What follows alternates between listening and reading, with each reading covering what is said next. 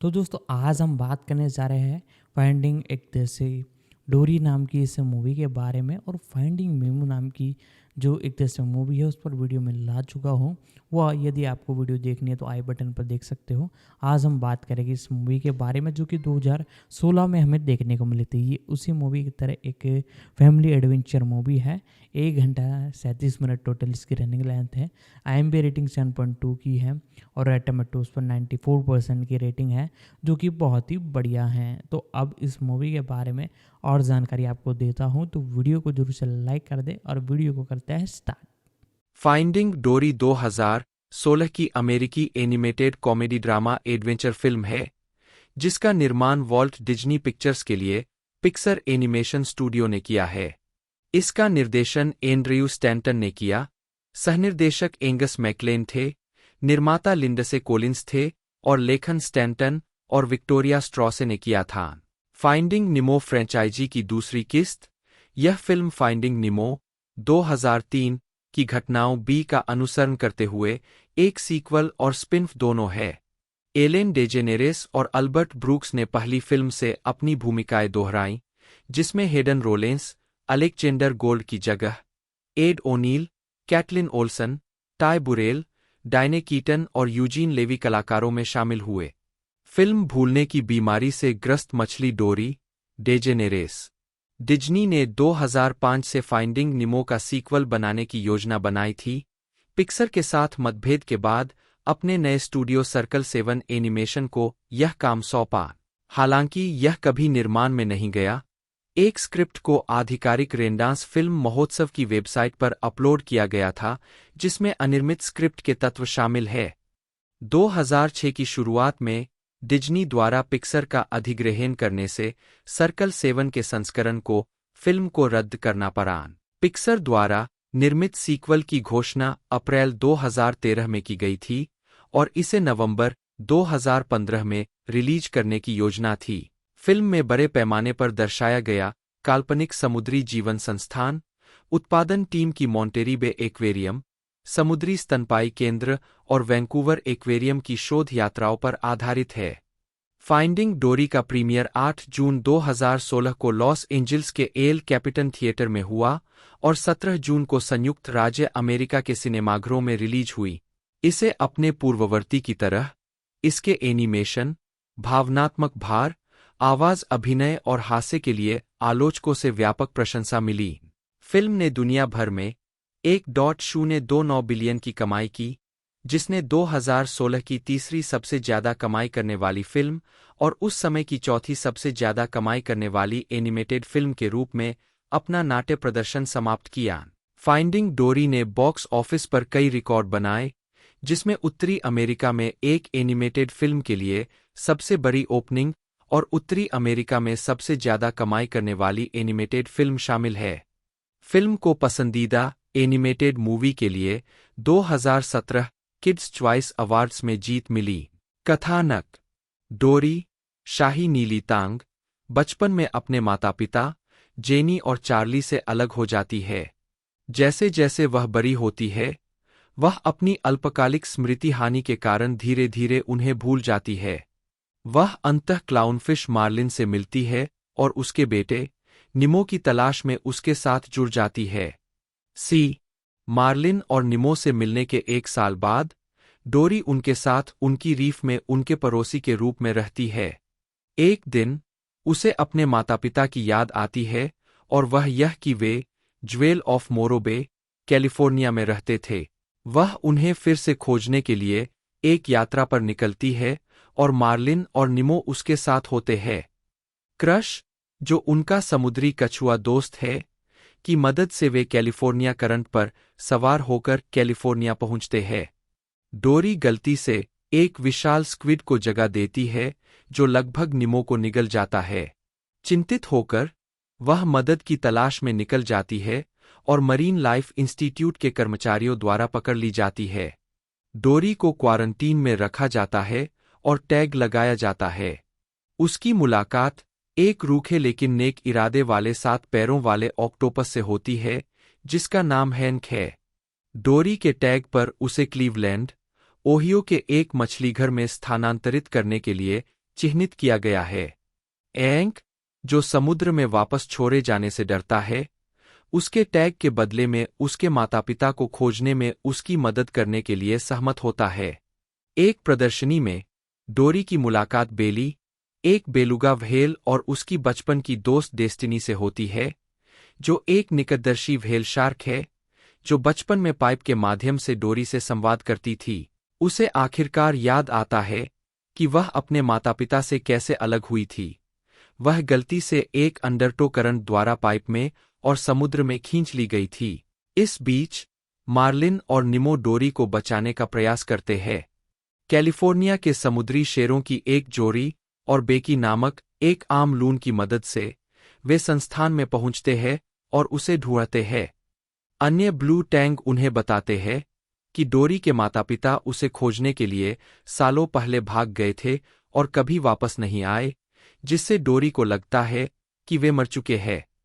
एंक अनजाने में डोरी को नाले में गिरा देता है, जिससे वह समुद्र में चली जाती है। उसे सीपियों का एक निशान मिलता है। उसे याद आता है कि उसके माता-पिता उसे घर वापस आने का रास्ता खोजने में मदद करने के लिए इसी तरह के सीप के निशान बनाते थे। वह उसका पीछा करते हुए एक टायर तक जाती है, जहां वह अपने माता-पिता से फिर से मिलती है। वे उसे बताते हैं कि वे घर के पास ही रहे और इस उम्मीद में उसके लिए सीप के निशान बिछाते हुए सालों बिताए कि वह अंततः उन्हें फिर से पालेगी। मार्लिन, निमो और हैंक एक ट्रक में सवार होकर विभिन्न जलीय जीवों को क्लीवलैंड ले जाते हैं। डेस्टिनी और बेली अपनी प्रदर्शनी से भागकर डोरी की मदद करते हैं। ट्रक पर सवार होकर डोरी हैंक को अपने साथ समुद्र में वापस जाने के लिए मनाती है और साथ में वे ट्रक को हाईजैक कर लेते हैं और उसे समुद्र में गिरा देते हैं, जिससे सभी मछलियां मुक्त हो जाती है।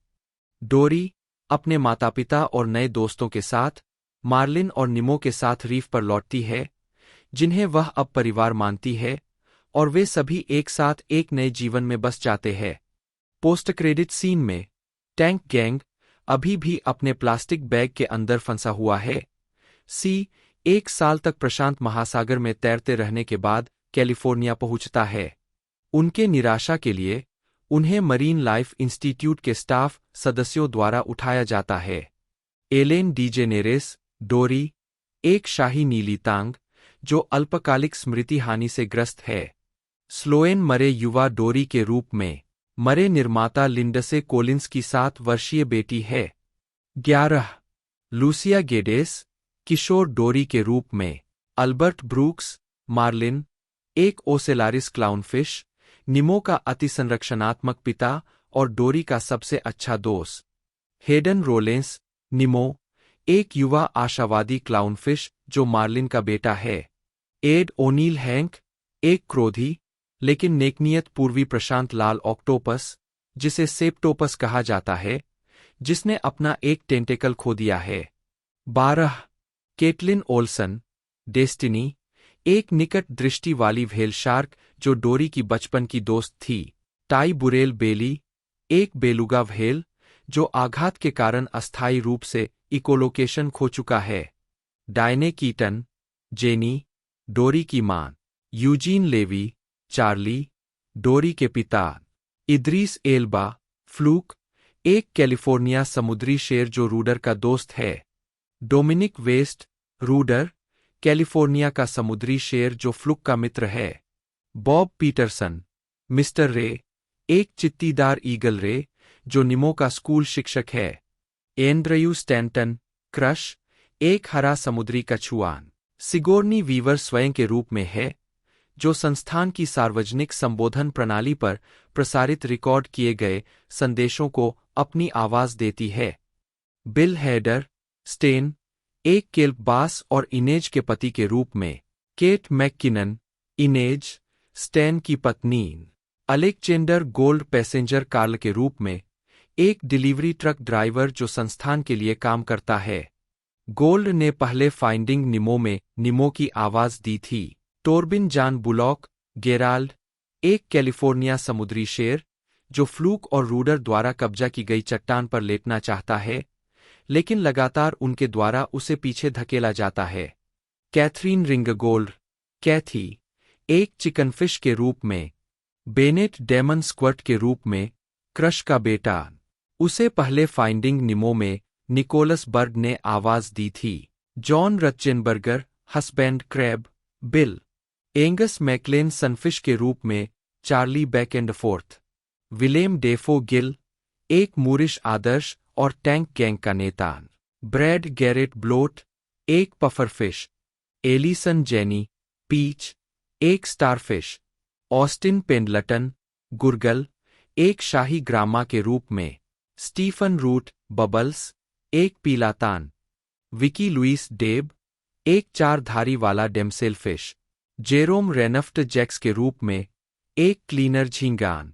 मूल रूप से फाइंडिंग निमो में उन्हें जेरोम के दिवंगत भाई जो रेनफ्ट ने आवाज दी थी। उत्पादन फाइंडिंग डोरी पर काम करने से पहले डिज्नी ने सर्किल 7 एनिमेशन के माध्यम से पिक्सर की भागीदारी के बिना फाइंडिंग निमो सीक्वल बनाने की योजना बनाई थी, एक स्टूडियो जिसे डिज्नी ने 2005 में पिक्सर संपत्तियों के सीक्वल बनाने के इरादे से घोषित किया था।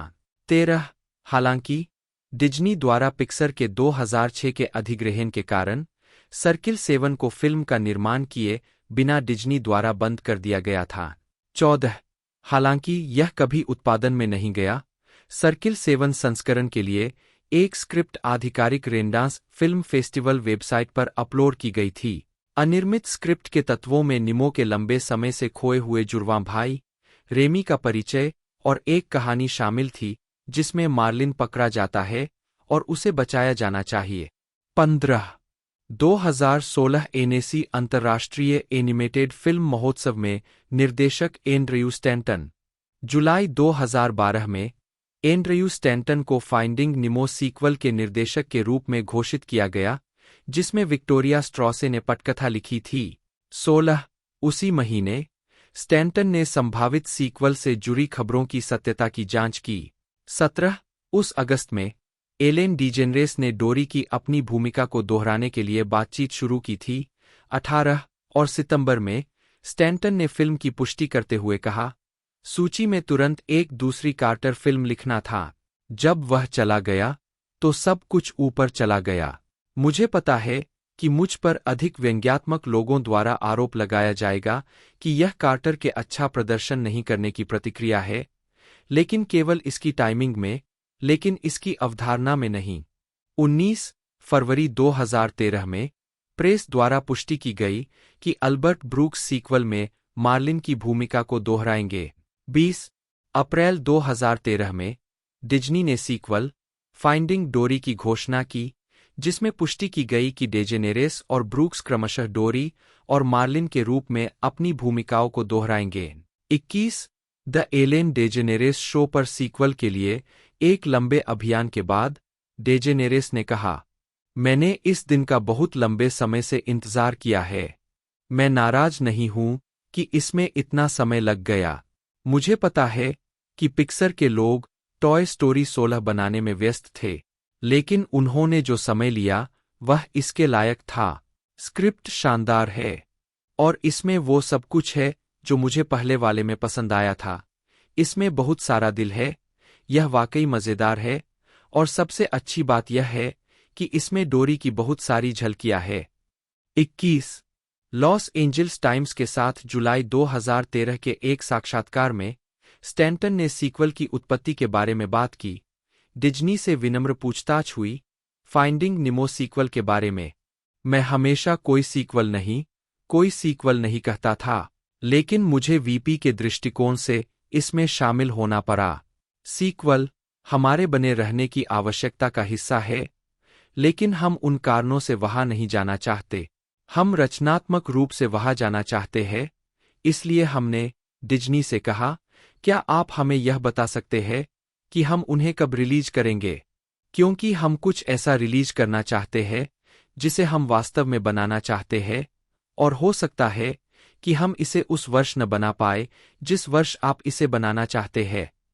22 2016 में एक साक्षात्कार में स्टैंटन ने बताया कि फिल्म की कहानी कैसे बनी।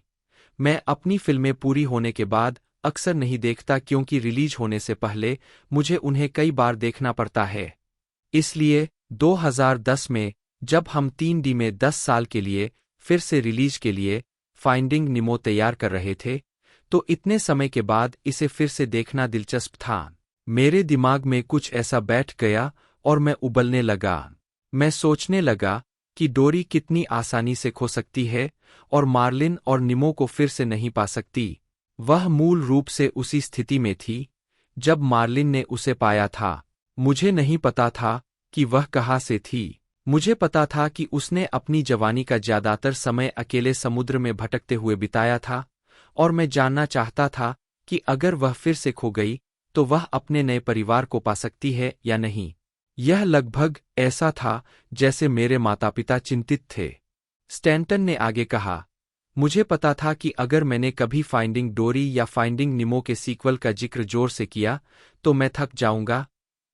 ऐसा कोई तरीका नहीं होगा जिससे मैं उस घोड़े को वापस खलिहान में डाल पाऊं। इसलिए मैंने इसे तब तक बहुत गुप्त रखा जब तक मुझे नहीं पता चला कि मेरे पास एक ऐसी कहानी है जो मुझे लगता है कि टिकेगी, और यह 2012 की शुरुआत में हुआ। इसलिए मैंने इसे जॉन लैसेटर को दिया और वह पूरी तरह से इसके लिए तैयार हो गए। फिर मुझे एक लेखक मिला, और एक बार जब हमें एक ऐसा ट्रीटमेंट मिल गया जो हमें पसंद आया, तो मुझे एलेन को कॉल करने में सहजता महसूस हुई। फाइंडिंग डोरी का प्रीमियर 8 जून 2016 को लॉस एंजिल्स के एल कैपिटन थिएटर में हुआ। 35 फिल्म को शुरू में 25 नवंबर 2015 को रिलीज करने के लिए निर्धारित किया गया था। 21 लेकिन बाद में इसे 17 जून 2016 तक के लिए टाल दिया गया, जिसमें द गुड डायनासोर को शामिल किया गया। 36 सिनेमाघरों में फाइंडिंग डोरी के साथ एक लघु फिल्म पाइपर 2016 भी थी। 37 फिल्म को 2 सितंबर को लेबर डे वीकेंड के लिए फिर से रिलीज किया गया। 38 home media Walt Disney studios home entertainment ने फाइंडिंग डोरी को 25 अक्टूबर 2016 को डिजिटल रिलीज के लिए और 15 नवंबर को ब्लू-रे 2D और 3D और DVD पर रिलीज किया। 39 भौतिक प्रतियों में पर्दे के पीछे के फीचर, ऑडियो कमेंट्री, हटाए गए दृश्य, 40 और 2 शॉट्स शामिल है। पाइपर और मरीन लाइफ इंटरव्यू, इसमें मरीन लाइफ इंस्टीट्यूट के निवासियों के साथ डोरी के साथ उनके मुठभेड़ों के बारे में साक्षात्कार शामिल थे। 39 फिल्म ने 5.5 मिलियन यूनिट की बिक्री के साथ घरेलू मीडिया बिक्री से $91.5 मिलियन का राजस्व कमाया, जिससे यह star wars the force awakens के बाद 2016 का दूसरा सबसे अधिक बिकने वाला शीर्षक बन गया। 41 फाइंडिंग डोरी को 10 सितंबर 2019 को 4K अल्ट्रा HD ब्लू-रे पर रिलीज किया गया। स्वागत। बॉक्स ऑफिस फाइंडिंग डोरी ने संयुक्त राज्य अमेरिका और कनाडा में $486.3 मिलियन और अन्य देशों में $542.3 मिलियन कमाए। दुनिया भर में कुल 1.029 बिलियन। 4 यह 2016 की तीसरी सबसे ज्यादा कमाई करने वाली फिल्म थी और अब तक की चौथी सबसे ज्यादा कमाई करने वाली एनिमेटेड फिल्म थी। 45 इसकी दुनिया भर में $185.7 मिलियन की ओपनिंग हुई, जो किसी एनिमेटेड फिल्म के लिए अब तक की छठी सबसे बड़ी कमाई है, और आईमैक्स की वैश्विक ओपनिंग $6.4 मिलियन है। 47 16 अगस्त को इसने टिकट बिक्री से $900 मिलियन कमाए। 48 और 9 अक्टूबर को इसने $1 बिलियन की सीमा पार कर ली। 49 डेडलाइन हॉलीवुड ने उत्पादन बजट, विपणन, प्रतिभा भागीदारी और अन्य लागतों को ध्यान में रखते हुए फिल्म का शुद्ध लाभ $296.6 मिलियन आका। बॉक्स ऑफिस की कमाई और घरेलू मीडिया राजस्व ने इसे 2016 की सबसे मूल्यवान ब्लॉकबस्टर्स की सूची में चौथे स्थान पर रखा। 50 उत्तरी अमेरिका यह फिल्म सेंट्रल इंटेलिजेंस के साथ 17 जून 2016 को 4305 सिनेमाघरों में रिलीज हुई, 3203D में, लगभग 100 आईमैक्स में और 425 प्रीमियम बड़े प्रारूप में। 52 फाइंडिंग डोरी ने अपने पहले दिन $55 मिलियन कमाए। 53 जिसमें गुरुवार रात के पूर्वावलोकन से $9.2 मिलियन शामिल थे। पिक्सर और किसी भी एनिमेटेड फिल्म के लिए एक रिकॉर्ड। 54 यह फैंडेंगो की अब तक की सबसे ज्यादा प्री सेलिंग एनिमेटेड फिल्म थी, जिसने पिछले रिकॉर्ड धारक मिनियंस 2015 को पीछे छोड़ दिया। 55 फिल्म ने $135.1 मिलियन की कमाई के साथ शुरुआत की, जो किसी एनिमेटेड फिल्म के लिए सबसे ज्यादा ओपनिंग वीकेंड का रिकॉर्ड है। 56 58 इसने क्रमशः $10.4 मिलियन और $2.6 मिलियन के साथ एनिमेटेड फिल्म के लिए सबसे बड़ी पीएलएफ और सिनेमार्क एक्सडी ओपनिंग का रिकॉर्ड तोड़ दिया। आईमैक्स में इसने 211 सिनेमाघरों से $5 मिलियन कमाए। 47 जूटोपिया $5.2 मिलियन और टॉय स्टोरी 3 $8.4 मिलियन के बाद तीसरी सबसे अच्छी एनिमेटेड आईमैक्स ओपनिंग। 59 अपनी रिकॉर्ड तोड़ शुरुआत के बाद इसने $19.6 मिलियन की कमाई करके टॉय स्टोरी 3 के $15.6 मिलियन को तोड़ते हुए पिक्सर के लिए सबसे बड़ा सोमवार और एक एनिमेटेड फिल्म के लिए जून में सर्वश्रेष्ठ सोमवार का स्कोर बनाया। स्टैंटन ने पटकथा लिखने के लिए विक्टोरिया स्ट्रॉस को चुना। बाद में उन्होंने कहा, यह हमेशा एंड्रयू के साथ सहयोगात्मक था, लेकिन वास्तव में पटकथा लेखन मैंने किया था। बेशक, एंड्रयू पास करता था और वह और मैं एक साथ बहुत विचार मंथन करते थे और फिर हम इसे कहानी कलाकारों के समूह के सामने लाते थे। लोग विचार विमर्श करते और विचार साझा करते। 24 उन्होंने स्क्रिप्ट लिखते समय डोरी की भूलने की आदत को एक चुनौती के रूप में इंगित किया और कहा, जब तक आप एक ऐसे चरित्र को लिखने के लिए नहीं बैठते हैं जो चीजों को याद नहीं रख सकता है, तब तक आपको एहसास नहीं होता है कि हम जो कुछ भी करते हैं उसमें स्मृति कितनी अभिन्न होती है, और यही वह चीज है जो एक ऐसी कहानी बनाती है जिसका लोग अनुसरण कर सकते हैं। जब कोई मुख्य चरित्र आत्मचिंतन नहीं कर सकता है और कहानी नहीं बता सकता है, तो उस चरित्र को डिजाइन करना बहुत मुश्किल होता है, क्योंकि वह वास्तव में नेतृत्व नहीं कर सकता है। उसे नेतृत्व करने में सक्षम बनाना और दर्शकों को उस पर भरोसा करने में सक्षम बनाना सबसे कठिन काम था। 24 फिल्म में बड़े पैमाने पर दर्शाया गया काल्पनिक समुद्री जीवन संस्थान, प्रोडक्शन टीम की Monterey Bay Aquarium, Marine Mammal Center और वैंकूवर एक्वेरियम की शोध यात्राओं पर आधारित है। 25 पिक्सर के अधिकारियों द्वारा ब्लैकफिश देखने के बाद फिल्म के अंत को संशोधित किया गया, जो 2013 की एक डॉक्यूमेंट्री फिल्म है जो ओर्का व्हेल को कैद में रखने के खतरों पर केंद्रित है। शुरू में कुछ पात्रों को सीवर्ल्ड जैसे समुद्री पार्क में समाप्त होना था, लेकिन संशोधन ने उन्हें छोड़ने का विकल्प दिया। 26 27 एंगस मैक्लेन उन पहले लोगों में से एक थे जिन्हें स्टैंटन ने सीक्वल के लिए अपना विचार बताया। बॉब पीटरसन के साथ मिलकर उन्होंने डोरी द्वारा अपनी यात्रा के दौरान देखी जाने वाली जगहों के लिए अलग अलग विचारों पर चर्चा की। उनमें से एक विचार टच पूल अनुक्रम था। बाद में ब्रेव 2012 रैप पार्टी के दौरान स्टैंटन ने मैक्लेन को अपने पहले सहनिर्देशन कर्तव्य में शामिल होने के लिए आमंत्रित किया। स्टैंटन ने मैक्लेन की भूमिका को सभी ट्रेडों के जैक के रूप में वर्णित किया, विशेष रूप से एनिमेशन और कहानी में अपने अनुभव का उपयोग करते हुए, साथ ही साथ उत्पादन में कुछ लघु फिल्में खुद बनाई है। 28 अगस्त 2015 में डिज्नी के D23 एक्सपो में यह घोषणा की गई थी कि हेडन रोलेंस नेमो की आवाज देंगे, पहली फिल्म से अलेक्जेंडर गोल्ड की जगह लेंगे, जिनकी आवाज वयस्क होने के बाद से गहरी हो गई थी। गोल्ड ने इसके बजाय सीक्वल में एक छोटे किरदार को आवाज दी थी। 29-30 D23 एक्सपो में उन्होंने यह भी घोषणा की कि एड ओनील हाक की आवाज होंगे। 29 प्रकाश को अधिक यथार्थवादी बनाने के लिए रेंडरमैन को पूरी तरह से पुनः इंजीनियर किया गया, जो 25 वर्षों में इसका सबसे बड़ा परिवर्तन था।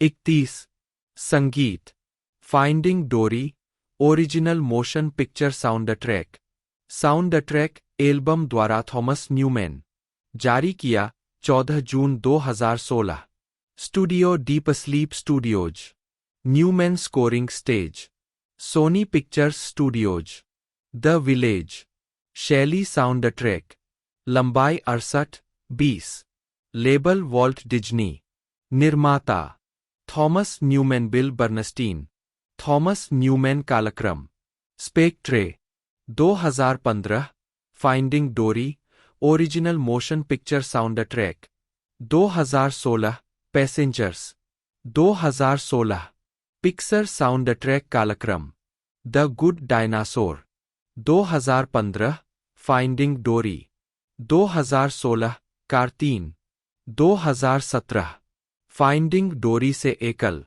अविस्मरणीय, रिलीज 27 मई 2016। फिल्म का साउंड ट्रैक थॉमस न्यूमैन द्वारा रचित और निर्देशित किया गया था और 17 जून 2016 को रिलीज किया गया था। 32-33, लुइस आर्मस्ट्रांग का व्हाट ए वंडरफुल वर्ल्ड का संस्करण उस दृश्य के दौरान बजाया जाता है जिसमें मछलियों को समुद्र में छोड़ा जाता है क्योंकि डोरी और हैंक द्वारा चलाया जा रहा ट्रक पानी में दुर्घटनाग्रस्त हो जाता है। 34-20 मई 2016 को सिया ने द एलेन डीजेनरेस शो में नैट किंग कोल के अनफॉरगेटेबल का एक कवर प्रस्तुत किया, जिसके बाद यह घोषणा की गई कि इसे फिल्म में दिखाया जाएगा। 34, सभी संगीत थॉमस न्यूमैन द्वारा रचित है, सिवाय जहां उल्लेख किया गया हो। नहीं। शीर्षक अभिनेता ब्राजील $7.1 मिलियन और नीदरलैंड $2.1 मिलियन में एनिमेटेड फिल्म के लिए यह सबसे बड़ी ओपनिंग थी। 83 और Australia $7.7 million, Philippines $2.1 million, Singapore $1.3 million, Bharat $1 million, Indonesia, Peru और मध्य अमेरिका में डिज्नी एनिमेटेड या पिक्सर फिल्म के लिए अब तक की सबसे बड़ी ओपनिंग थी, और रूस में इसने $3.2 मिलियन के साथ ओपनिंग की। 47, 83 और यूनाइटेड किंगडम और आयरलैंड $10.7 मिलियन, मैक्सिको $9.4 मिलियन और अर्जेंटीना $3.5 मिलियन और कोलंबिया $2.1 मिलियन में मॉन स्टर्स यूनिवर्सिटी के बाद दूसरी सबसे बड़ी ओपनिंग थी। 47, 86, 87 यूके और आयरलैंड में फिल्म ने 580 सिनेमाघरों से $8.1 मिलियन, $10.7 मिलियन के साथ वर्ष की दूसरी सबसे बड़ी एनिमेटेड ओपनिंग दर्ज की। इसके अलावा यह टॉय स्टोरी 3 से पीछे, यदि पूर्वावलोकन शामिल है तो यह चौथी सबसे बड़ी डिज्नी पिक्सर ओपनिंग भी दर्ज की, और अकेले शुक्रवार से रविवार की कुल कमाई के आधार पर यह अब तक की 7वीं सबसे बड़ी एनिमेटेड ओपनिंग है। 87, 88, 89, इसने अपने दूसरे सप्ताहांत में अतिरिक्त 43 सिनेमाघर जोड़े, जिसके बाद इसने सप्ताहांत में 1 और 3 पाउंड 98 पेंस मिलियन, $5.1 मिलियन जोड़ा, जिससे केवल 10 दिनों में 20 पाउंड मिलियन का आंकड़ा पार हो गया। पिक्सर फिल्मों में केवल टॉय स्टोरी 3 ही 20 पाउंड मिलियन तक तेजी से पहुंची थी। इसने सप्ताह के दिनों में सोमवार से गुरुवार तक प्रभावशाली 8 पाउंड 15 पेंस मिलियन कमाए, जिसके परिणामस्वरूप 2 पाउंड 3 पेंस मिलियन दैनिक औसत सकल रहा। द गार्जियन के अनुसार ऐसा सप्ताह के दिनों में पड़ने वाली स्कूल की छुट्टियों के कारण हुआ। 90, यह अपने चौथे सप्ताहांत में बॉक्स ऑफिस के शीर्ष पर लौट आई। 91, और उस वर्ष गर्मियों की सबसे अधिक कमाई करने वाली फिल्म बन गई। 92, ब्राजील में अब तक की सबसे बड़ी डिज्नी पिक्सर ओपनिंग दर्ज करने के अलावा द गुड डायनासोर द्वारा रखे गए पिछले रिकॉर्ड से लगभग 2 गुना, इसने स्थानीय मुद्रा में मिलियन के बराबर ऑल टाइम एनिमेटेड ओपनिंग का एक नया रिकॉर्ड भी बनाया। 83, दक्षिण कोरिया में यह $7.1 मिलियन के साथ पिक्सर फिल्म के लिए सबसे बड़ी ओपनिंग थी, जो कि फ्रोजन के बाद डिज्नी एनिमेटेड फिल्म के लिए दूसरी सबसे बड़ी ओपनिंग भी है। 84, जापान में फिल्म ने 5,71,000 प्रवेशों पर 511 स्क्रीनों से शनिवार और रविवार को $7 मिलियन की 2 दिवसीय सप्ताहांत ओपनिंग की। सोमवार 18 जुलाई को मरीन डे सहित पूरे 3 दिवसीय अवकाश सप्ताहांत में फिल्म ने 9,22,000 प्रवेशों पर $11 मिलियन कमाए। इसने इसे सप्ताहांत की शीर्ष पश्चिमी रिलीज और उस वर्ष देश में सबसे बड़ी विदेशी ओपनिंग सप्ताहांत बना दिया। 86, 93, Spain $4.9 million, France $4.7 million, Hong Kong $1.9 million, पूर्वावलोकन सहित $2.8 million, Taiwan $1.9 million, Sweden, Norway और डेनमार्क में इसकी नंबर 1 ओपनिंग थी। 82, 84, 86। इसने नीदरलैंड में 3, 86 और स्पेन और ऑस्ट्रेलिया में 4 लगातार सप्ताहांतों तक बॉक्स ऑफिस पर शीर्ष स्थान हासिल किया। 84 इटली में इसने $5.8 मिलियन के साथ वर्ष की सबसे बड़ी एनिमेटेड ओपनिंग की। 94 चीन में, जहां पिक्सर फिल्में व्यापक दर्शकों को खोजने और आकर्षक राजस्व अर्जित करने के लिए संघर्ष कर रही है, फिल्म को अपने शुरुआती सप्ताहांत में लगभग $30 मिलियन कमाने का अनुमान था। 95 फिल्म ने $17.7 मिलियन की कमाई की, देश के इतिहास में सबसे बड़ी पिक्सर ओपनिंग, वॉरक्राफ्ट के बाद दूसरे स्थान पर शुरुआत की। 47 यह केवल 7 दिनों में मॉन्स्टर्स यूनिवर्सिटी से आगे निकल गई और $38.1 मिलियन के साथ वहां की सबसे बड़ी पिक्सर फिल्म बन गई। 83 84 यह जर्मनी में अपने अंतिम बाजार में 29 सितंबर को खुली, जहां फिल्म ने $8.4 मिलियन की मजबूत शुरुआत की, जो देश में 2016 की किसी भी फिल्म के लिए सबसे बड़ी थी। फिल्म को 3 अक्टूबर को जर्मन यूनिटी डे से लाभ मिलना जारी रहा। 96 यह अब ऑस्ट्रेलिया, जहां यह श्रेक 2 के बाद दूसरी सबसे अधिक कमाई करने वाली एनिमेटेड फिल्म भी है, बोलीविया, ब्राजील, मध्य America, Colombia, Bharat, Indonesia, New Zealand, Peru, Philippines और त्रिनिदाद में सबसे ज्यादा कमाई करने वाली डिज्नी एनिमेटेड या पिक्सर फिल्म है। 84 86 98 यह इनसाइड आउट के बाद दक्षिण कोरिया में दूसरी सबसे अधिक कमाई करने वाली पिक्सर रिलीज भी बन गई। 99 अन्य जगहों पर फिल्म के शीर्ष अंतर्राष्ट्रीय बाजार जापान $66 मिलियन थे, उसके बाद यूके $56.3 मिलियन, चीन $38.1 मिलियन, ऑस्ट्रेलिया $36.3 मिलियन और ब्राजील $34.5 मिलियन थे। 49 आलोचनात्मक प्रतिक्रिया। समीक्षा एग्रीगेटर वेबसाइट रॉटन टोमाटोज पर फाइंडिंग डोरी को 339 समीक्षाओं के आधार पर 94% की स्वीकृति रेटिंग मिली है, जिसकी औसत रेटिंग 7.7/10 है।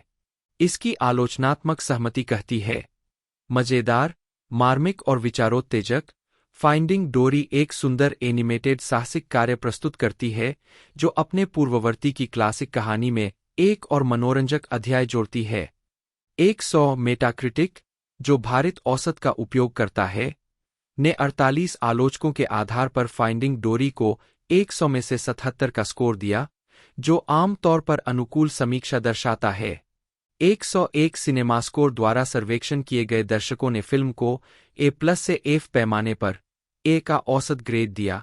53 और पोस्टरट्रैक ने 91% समग्र सकारात्मक स्कोर और बच्चों के बीच 81% निश्चित रूप से अनुशंसित की सूचना दी। 3 अप्रोक्स के माइक रयान ने लिखा, मैंने कभी नहीं सोचा था कि मैं फाइंडिंग निमो का सीक्वल बनाना चाहता हूं, लेकिन अब हम यहां हैं और मैं बहुत खुश हूं कि यह मौजूद है।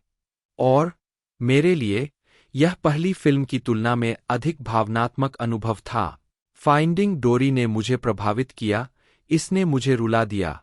102 द न्यूयॉर्क टाइम्स के एओ स्कॉट ने कहा कि हालांकि फिल्म में चमकदार मौलिकता का अभाव है, फिर भी इसमें गर्मजोशी, आकर्षण और अच्छा हास्य है। 103 वैरायटी के लिए अपनी समीक्षा में ओवेन ग्लीबरमैन ने लिखा, यह एक ऐसी फिल्म है जो हंसी, उनमें से अधिकांश अच्छी, उनमें से कुछ घटिया और आंसुओं, उन सभी के द्वारा अर्जित, से भरी हुई है। सहायक चरित्र जो हमें अपनी चिरचिरी तीखी जुबान से और ज्यादातर करते हैं, मार डालने के लिए बने हैं, और शारीरिक कॉमेडी की चक्करदार लंबी उड़ानें। 104 द वॉल स्ट्रीट जर्नल के जो मॉर्गनस्टर ने कहा कि फाइंडिंग डोरी मार्मिक, मधुर और कोमल हो सकती है, लेकिन यह अनिवार्य रूप से हास्यास्पद और लगातार मजेदार है। 105 रोलिंग स्टोन के पीटर ट्रेवर्स ने फिल्म को 4 में से 3.5 स्टार दिए और कहा कि फिल्म हास्य, हृदय और एनिमेशन चमत्कारों से भरी हुई है, बावजूद इसके कि इसमें अपने पूर्ववर्ती के ताज़ा आश्चर्य का अभाव है। 106 द ऑब्जर्वर की वेंडी आइड ने लिखा कि फिल्म फाइंडिंग निमो के केंद्रीय मूल भाव को दोहराती है, जो कि स्थायी अभिभावक बच्चे का बंधन और परिवार का विशेष आलिंगन है, इसके सभी परिवर्तनों में। लेकिन उन्होंने कहा, इसे इतने आकर्षण और गर्मजोशी के साथ पेश किया गया है कि यह शायद ही मायने रखता है कि दोनों फिल्मों के आर्क इतने समान है। 107 हालांकि सभी एनिमेटेड फिल्मों में यह 2004 की श्रेक 2 के बाद दूसरे स्थान पर है, जिसने अपने पहले सोमवार को $23.4 मिलियन कमाए। 60, 61 और यह $23.2 मिलियन के साथ एक एनिमेटेड फिल्म के लिए सबसे बड़ा मंगलवार भी है, जिसने मिनियंस के $16.8 मिलियन को पीछे छोड़ दिया। 62 यह सोमवार की कमाई से 18.5% उछला, जो एक फिल्म के लिए एक दुर्लभ उपलब्धि है। 63 इसने अपने पहले 7 दिनों में $200 मिलियन का आंकड़ा पार कर लिया। 64 यह अपने दूसरे सप्ताहांत में केवल 46% गिरी और $73 मिलियन की कमाई करके एक एनिमेटेड फिल्म के लिए सबसे बड़ा दूसरा सप्ताहांत दर्ज किया। श्रेक 2 के $72.2 मिलियन पिछले रिकॉर्ड को तोड़ते हुए डिज्नी और 2016 के लिए सबसे बड़ा कैप्टन अमेरिका सिविल वॉर के $72.6 मिलियन को पार करते हुए और कुल मिलाकर अब तक का 8वां सबसे बड़ा दूसरा सप्ताहांत सकल। 65 66 यह नवागंतुक स्वतंत्रता दिवस पुनरुत्थान से कड़ी प्रतिस्पर्धा का सामना करने के बावजूद था। 67 यह 12 दिनों में $300 मिलियन को पार कर गया, एक एनिमेटेड फिल्म के लिए एक नया रिकॉर्ड। श्रेक 2 और टॉय स्टोरी 3 दोनों को 18 दिन लगे द्वारा रखे गए पिछले रिकॉर्ड को पार करते हुए। 68 और 2016 की दूसरी एनिमेटेड फिल्म बन गई जूटोपिया के बाद। 69 3 नई व्यापक रिलीजों the legend of Tarzan, the purge, election year और साथ ही डिज्नी रिलीज द बीएफजी से प्रतिस्पर्धा के बावजूद यह लगातार तीसरे सप्ताहांत के लिए बॉक्स ऑफिस पर हावी रही। स्वतंत्रता दिवस की छुट्टी के दौरान 3 दिनों में 42% की गिरावट के साथ क्रमशः $41.8 मिलियन और 4 दिनों में $51.4 मिलियन की गिरावट देखी गई। 70 यह 2 साल में दूसरी बार और 1992 के बाद से सिर्फ तीसरी बार था जब 4 जुलाई की छुट्टी के दिन बॉक्स ऑफिस पर रिलीज के तीसरे सप्ताहांत में किसी फिल्म ने शीर्ष स्थान हासिल किया। 71 इसने 21 दिनों में $400 मिलियन का आंकड़ा पार करते हुए एक और रिकॉर्ड तोड़ दिया, जो कि किसी एनिमेटेड फिल्म के लिए सबसे तेज, 2016 का सबसे तेज, स्टूडियो के लिए सबसे तेज और कुल मिलाकर अब तक का 5वां सबसे तेज है। इसके अलावा यह 2016 की दूसरी film Captain America Civil War के बाद 5वीं एनिमेटेड फिल्म, स्टूडियो के लिए 9वीं फिल्म और मील का पत्थर पार करने वाली कुल मिलाकर 24वीं फिल्म बन गई। 72 73 अगले दिन 8 जुलाई यह संयुक्त राज्य अमेरिका और कनाडा में साल की सबसे ज्यादा कमाई करने वाली फिल्म बन गई। 74 यह अपने 8वें सप्ताह में शीर्ष 10 से बाहर हो गई। 75 हालांकि फिल्म को चौथे सप्ताहांत में आखिरकार the secret life of pets और दूसरे स्थान पर द लीजेंड ऑफ टार्जन ने पीछे छोड़ दिया, फिर भी यह द लायन किंग को पीछे छोड़ते हुए उसी सप्ताहांत में अब तक की सबसे अधिक कमाई करने वाली डिज्नी एनिमेटेड फिल्म बन गई, जिसने बाद वाले को पीछे छोड़ दिया जिसने लगातार 15 वर्षों तक रिकॉर्ड बनाए रखा था। 76 केवल 30 दिनों में यह श्रेक 2 $441.2 मिलियन से आगे निकलकर अब तक की सबसे अधिक कमाई करने वाली एनिमेटेड फिल्म बन गई, जिसने बाद के 12 साल के रिकॉर्ड को तोड़ दिया। 77 78 4 दिन बाद 20 जुलाई को यह सिनेमाई इतिहास में $450 मिलियन का आंकड़ा पार करने वाली पहली एनिमेटेड फिल्म बन गई। 79 अपने पूर्ववर्ती फाइंडिंग निमो की तरह स्टूडियो ने लेबर डे वीकेंड के दौरान फिल्म के लिए थिएटर की गिनती 345 से बढ़ाकर 2075 कर दी। 80 81 उत्तरी अमेरिका के बाहर दुनिया भर में फाइंडिंग डोरी को जून से सितंबर तक 4 महीनों की अवधि में एक चौंका देने वाली रिलीज मिली, जिसमें जर्मनी अंतिम देश था। दुनिया भर में प्रमुख छुट्टियों और प्रतिस्पर्धी तारीखों का लाभ उठाने के लिए ऐसा किया गया था। 82-83 इसने 29 देशों में अपने शुरुआती सप्ताहांत में अनुमानित $50.7 मिलियन कमाए। 47 अपने दूसरे सप्ताहांत में इसने 37 बाजारों से $38.7 मिलियन जोड़े, जो कि इंडिपेंडेंस डे, रिसर्जेंस और नाउ यू सी मी 2 के बाद तीसरे स्थान पर आ गया। 82 उसी सप्ताहांत में उत्तरी अमेरिका में $73 मिलियन की कमाई के साथ फिल्म ने पिक्सर को टॉय स्टोरी 1995 के बाद से दुनिया भर में $10 बिलियन का आंकड़ा पार करने में मदद की। 82 अपने चौथे सप्ताहांत तक एनिमेटेड फिल्म ने डिज्नी को अंतर्राष्ट्रीय स्तर पर $3 बिलियन और वैश्विक स्तर पर $5 बिलियन का आंकड़ा पार करने में मदद की। 84-85 हॉलीवुड रिपोर्टर के टॉड मैकार्थी ने लिखा, इसकी नायिका अल्पकालिक स्मृति हानि से पीड़ित हो सकती है, लेकिन थोड़ी सी भी स्मृति वाले दर्शक महसूस करेंगे कि फाइंडिंग डोरी अपने अद्भुत पूर्वज से काफी पीछे है। 108 लॉस एंजल्स टाइम्स के लिए लिखते हुए केनेथ तुरान ने कहा कि जैसा कि निमो और डोरी के बीच 13 साल का अंतर दर्शाता है, यह एक ऐसी अवधारणा नहीं थी जिसे बनाया जाना चाहिए था। 109 नेशनल रिव्यू के आर्मंड वाइट ने लिखा, जो कोई भी कानूनी रूप से बाध्य बेबीसिटर नहीं है, उसके लिए फाइंडिंग डोरी कुछ भी ऐसा नहीं पेश करती है जो बेहतर हास्य मुक्त मनोरंजन या वास्तव में अभिव्यंजक फिल्म निर्माण के लिए स्वाद को संतुष्ट कर सके। 110 पर्यावरण संबंधी विवाद और मुद्दे।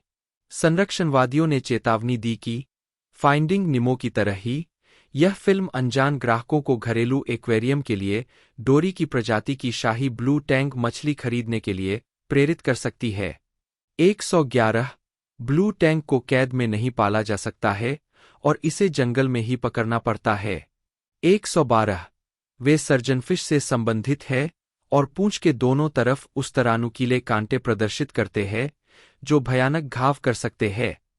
113 फिल्म का प्रचार करते हुए अभिनेत्री एलेन डीजेनेरेस ने दर्शकों को याद दिलाया कि निमो और डोरी का वास्तविक जीवन का घर ग्रेट बैरियर रीफ भारी खतरे में है, जिसका मुख्य कारण कोरल ब्लीचिंग है, जो जलवायु परिवर्तन से प्रेरित एक प्रक्रिया है जिसने बड़े पैमाने पर कोरल रीफ को नष्ट कर दिया है।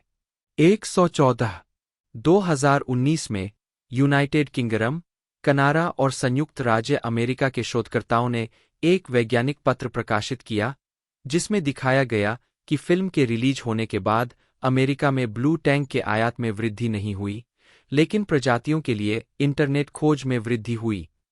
1980 के दशक से लेकर 2010 के दशक तक Levy national Lampoon's vacation 1983, splash 1984, club paradise 1986, father of the bride 1991, father of the bride part 2 1995, stay tuned 1996, multiplicity 1996, the American pie film series 1999 से 2012, serendipity 2001, bringing down the house 2003, cheaper by the dozen 2 2005, Madea's witness protection 2012 और अन्य comedy में दिखाई दिए।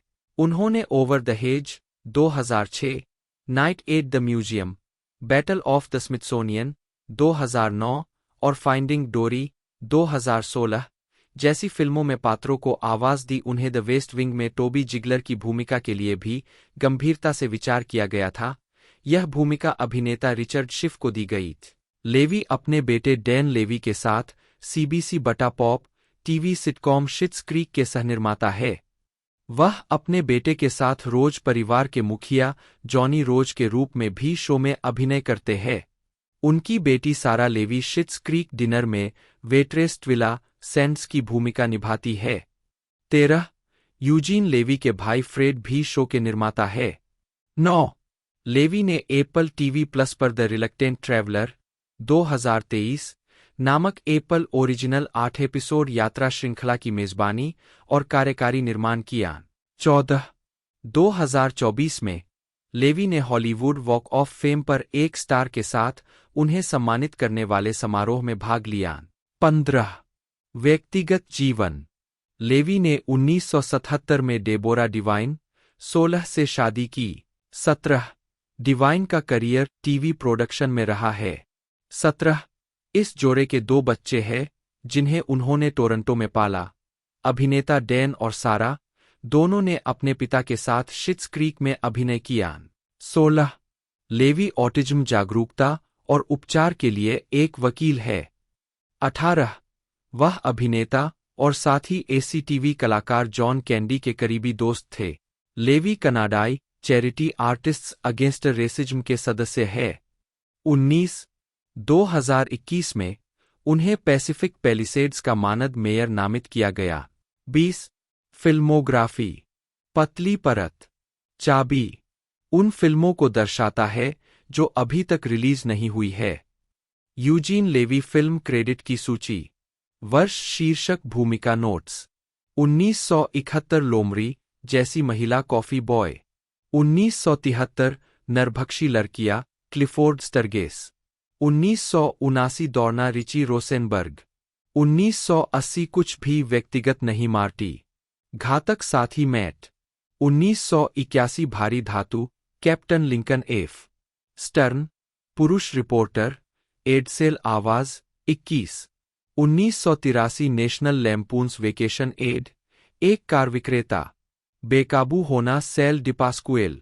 1984 छप छप Walter कोर्नब्लथ। 1986 club paradise बैरी Steinberg. सशस्त्र और खतरनाक नॉर्मन केन। 1987 बूगीडी की दुल्हन टॉम लिंच। 1989 गति क्षेत्र लियो रॉस। 1991 दुल्हन के पिता ऑडिशन में गायक। 1992 एक बार एक अपराध कैसीनो कैशियर बिना श्रेय के निर्देशक भी बने रहेन क्राउले। 1994 मुझे परेशानी पसंद है रे शांति न्यायाधीश। 1995 दुल्हन के पिता भाग two Shri Habib. Eugene Levy CC जन्म 17 दिसंबर 1946 एक कनाडाई अभिनेता और हास्य अभिनेता है। भ्रमित और अपरंपरागत चरित्रों को चित्रित करने के लिए जाने जाने वाले लेवी ने अपने करियर के दौरान 4 prime time Emmy award, 1 Grammy award और 1 स्क्रीन एक्टर्स गिल्ड अवार्ड सहित कई पुरस्कार जीते हैं। उन्हें 2011 में ऑर्डर ऑफ कनारा में नियुक्त किया गया था और 2022 में उन्हें ऑर्डर ऑफ कनारा का साथी बनाया गया था। 3 लेवी ने कनाडाई टेलीविजन स्केच सीरीज एसीटीवी 1976 से 1984 में लेखन और अभिनय से अपना करियर शुरू किया, जिसमें उन्होंने विभिन्न सीरीज के लिए उत्कृष्ट लेखन के लिए 2 प्राइम टाइम एमी अवार्ड जीते।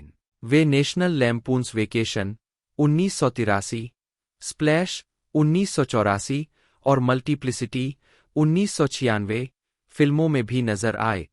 वे क्रिस्टोफर गेस्ट के साथ कई फिल्मों में सहलेखन और अभिनय के लिए भी जाने जाते हैं, जिनमें waiting for Guffman 1996, best in show 2000, a mighty wind 2003 और फॉर योर कंसिडरेशन 2006 शामिल है। वे अमेरिकन पाई सीरीज की फिल्मों में भी नजर आए। 2015 से 2020 तक उन्होंने सिटकॉम शिट्स क्रीक में जॉनी रोज के रूप में अभिनय किया। यह एक कॉमेडी सीरीज है जिसे उन्होंने अपने बेटे और सहकलाकार डैन लेवी के साथ मिलकर बनाया था। 2019 और 2020 में उन्हें कॉमेडी सीरीज में उत्कृष्ट लीड एक्टर के लिए प्राइम टाइम एमी अवार्ड के लिए नामांकित किया गया था, जिसे उन्होंने 2020 में जीता। उन्हें कॉमेडी सीरीज में कलाकारों की टुकड़ी द्वारा उत्कृष्ट प्रदर्शन के लिए स्क्रीन एक्टर्स गिल्ड अवार्ड भी मिला। 2023 में उन्होंने एक travel documentary series the reluctant traveller की मेजबानी शुरू की। प्रारंभिक जीवन। लेवी का जन्म एक यहूदी परिवार में हुआ था। 4 हैमिल्टन, ओंटारियो के डाउनटाउन में। 5 उनकी माँ रेबेका निकुलाट्स 1910 से 1988। 6 एक गृहिणी थी। 7 और उनके पिता जोसेफ 1909 से 1985, एक ऑटोमोबाइल प्लांट में फोरमैन थे। 7, 8, उनका एक भाई, फ्रेड और बहन, बारबरा है। 9, उनकी मां का जन्म स्कॉटलैंड के ग्लासगो में पोलिश यहूदी माता पिता के घर हुआ था, जो बाद में कनाडा चली गईं। 6, उनके पिता सेपर्डी यहूदी थे, जिनके पूर्वज स्पेन और बुल्गारिया से थे। 10, लेवी ने वेस्टरेल सेकेंडरी स्कूल में पढ़ाई की, जहां वे छात्र परिषद के अध्यक्ष थे। 7, इसके बाद उन्होंने मैकमास्टर यूनिवर्सिटी में दाखिला लिया।